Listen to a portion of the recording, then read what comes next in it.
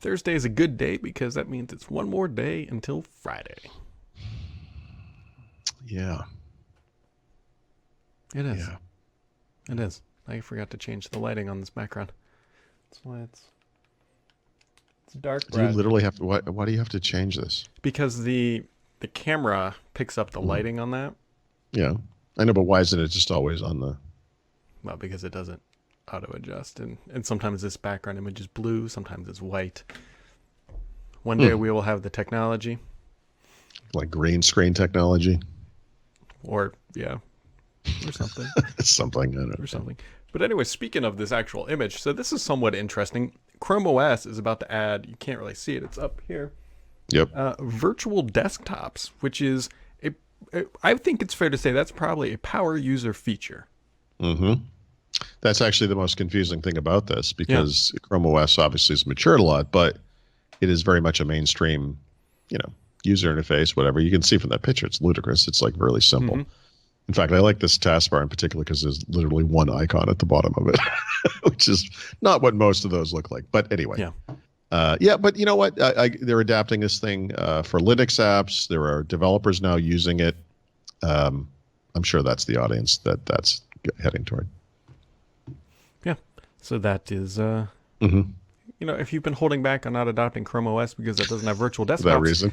you Right. are you're going to be in luck here I soon. think it was mostly because of the apps. But yeah, sure. It's one or the other. And then I actually haven't read this, but I think Mahedi wrote it. But he said that Apple is now selling iPhone 7 and 8 in Germany, Yeah. but why are they forced to use Qualcomm chips? Because Qualcomm sued them and prevented the sale of those things because there's a dispute over, I think it's patents or intellectual property of some kind. And so basically what they're forced to sell only Qualcomm-based iPhones there, not Intel-based ones, because the accusation is that Apple sold trade secrets to Intel. And so they temporarily had to take these things off the market in Germany. And I believe in somewhere else too. I don't remember the other location, but this one has been resolved by Apple just selling them with the better modem. So it's a win-win. Yeah, that sounds like a pretty easy resolution to a dispute, at least in Germany, which makes you wonder about the rest of the world. Yeah. Yep. Yeah. This is, I don't know. This is like, this stuff is like Windows 7 support. Eventually time's just going to pass. Mm-hmm.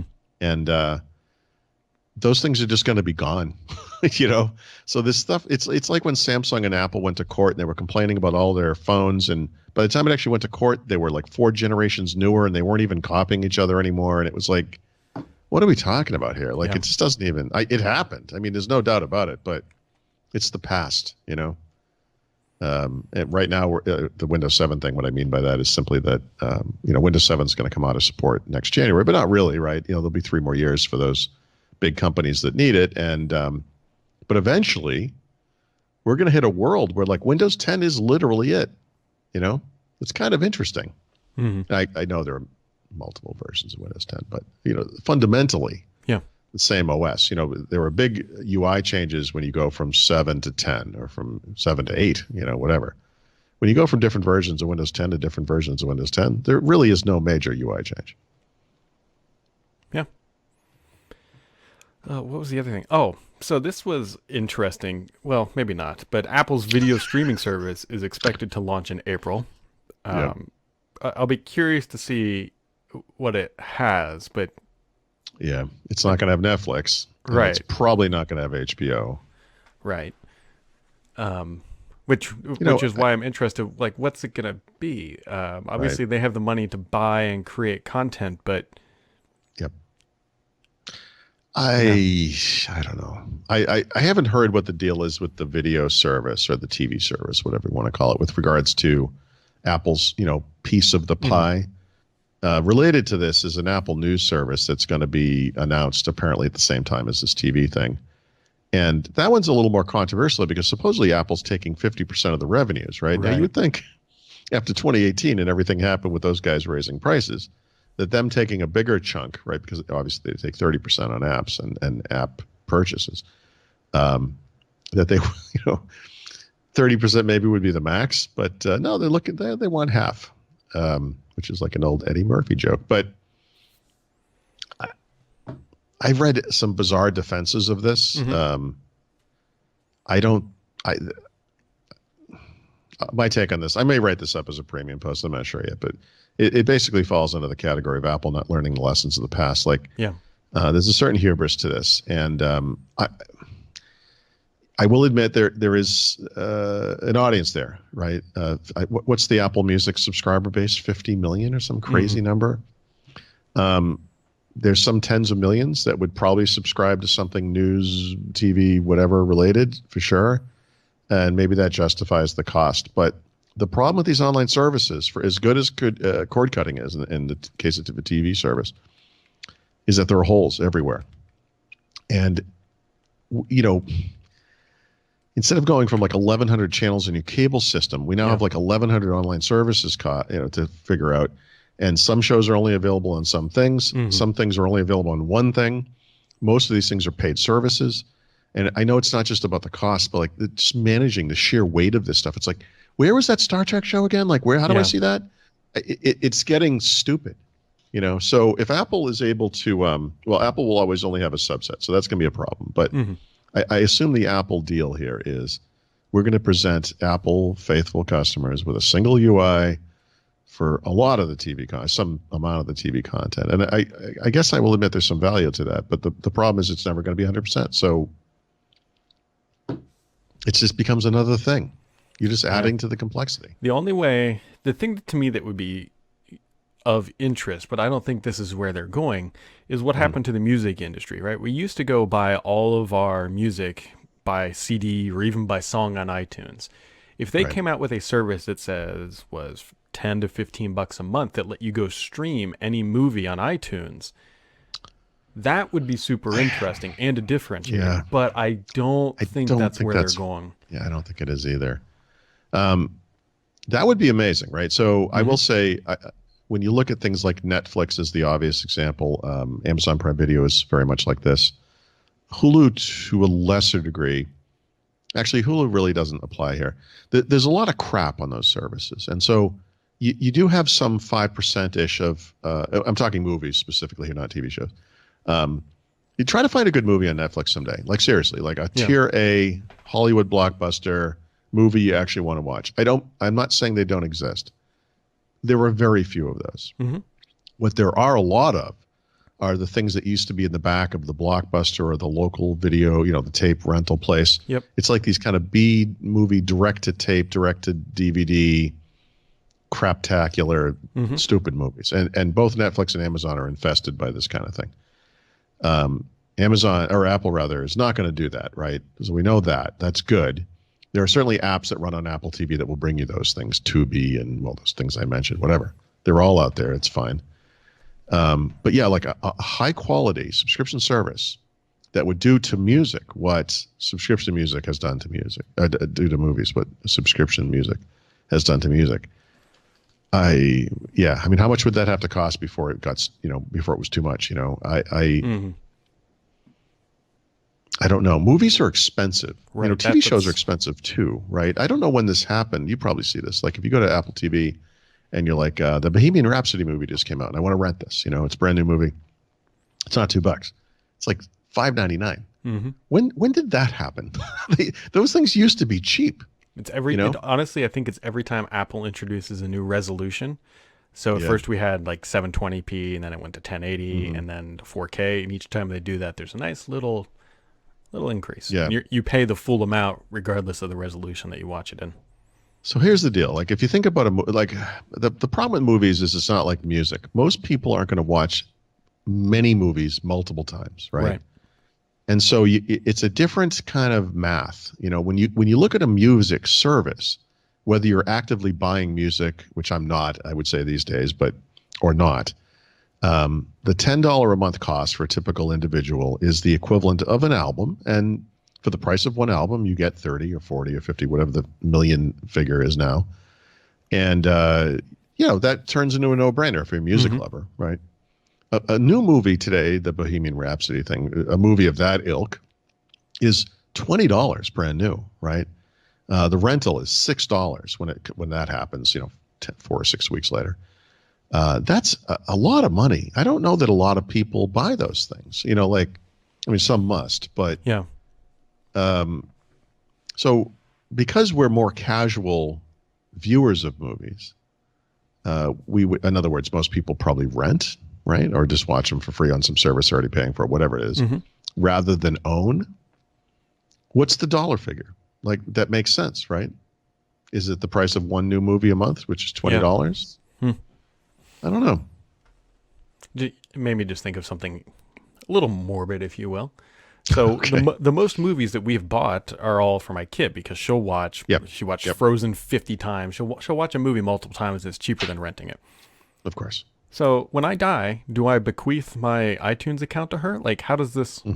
Yeah, you do, Yeah. actually. But the thing is, when you die, she's not going to want your iTunes account because it's full of movies for a little kid. She's going to be a parent with her own kids. They don't want to watch Frozen. They want to watch the third iteration of Frozen that now is in, HDR, AR or whatever. I mean, I don't know. I mean, my kids refuse to watch movies in black and white, for example. I find that to be incredibly irritating. No, I mean, they literally, like, they'll just write it off immediately. Like, I'm not watching this. And it's like, guys, seriously, there are unbelievably good black and white movies. But, okay, whatever. I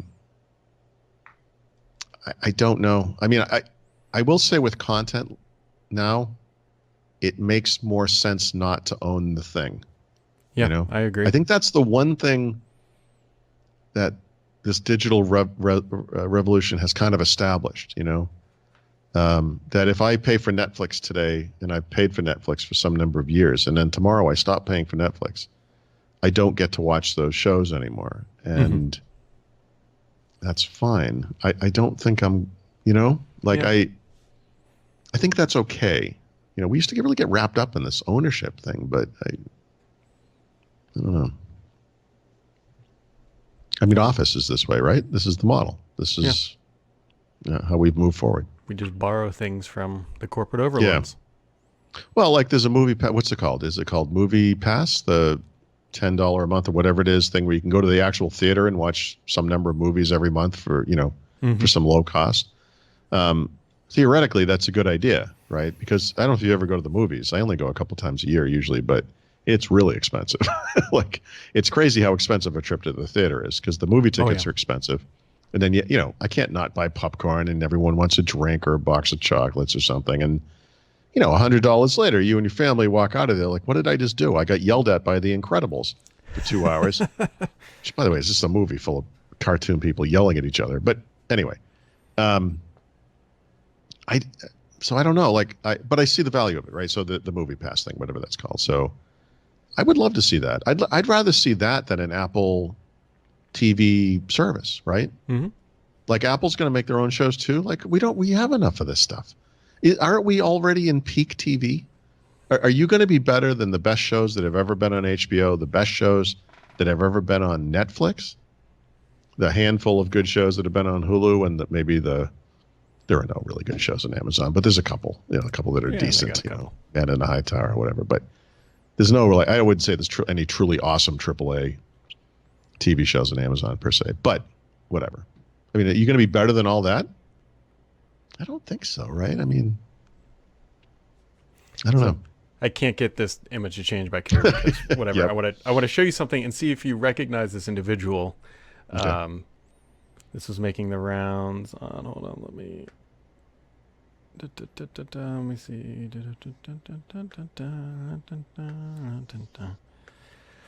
All right, we'll just turn this around. Wow, you're actually going to hold up your laptop. Can you?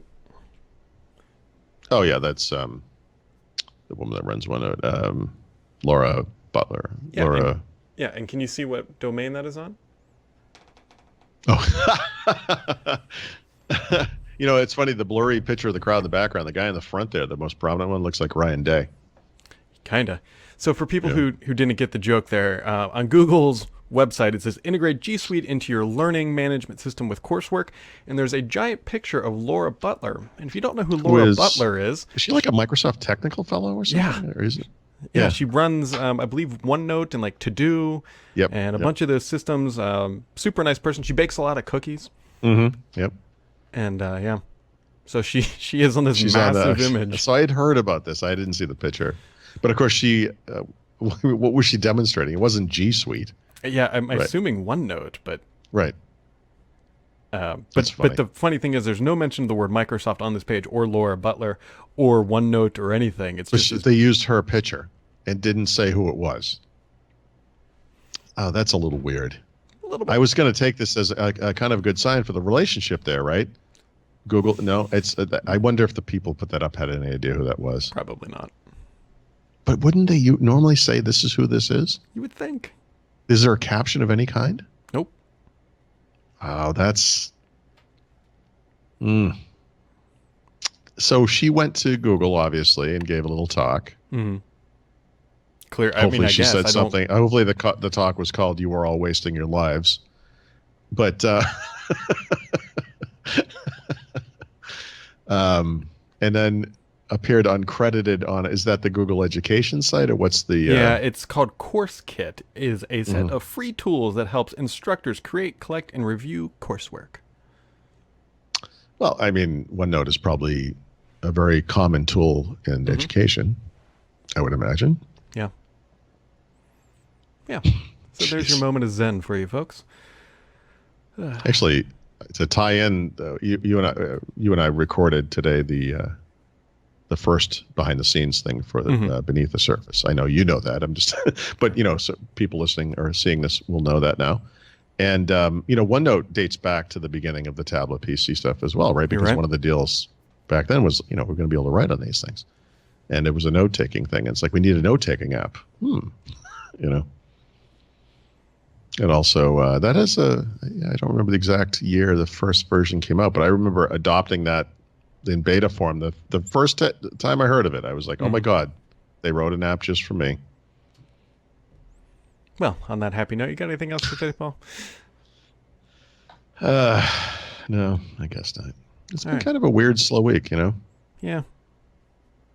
Plus, I'm still in a, recovery coma from my travel nightmare on whenever that was, Tuesday. Yeah, we got about 2 weeks from this weekend for when you go to Barcelona, or when the Microsoft event is happening in Barcelona. So. Yep. Yeah, so that's a big deal. Yeah.